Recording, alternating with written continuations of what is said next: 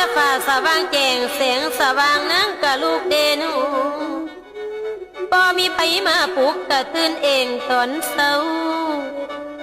นอนในเขาหนาวจอยลมว้อยว้อยน้ำบอกไง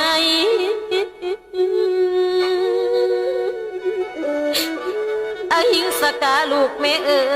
ยลูกของแม่เจ้าสิได้มีผ้าห่มบ่นูโอ้ยได้นอ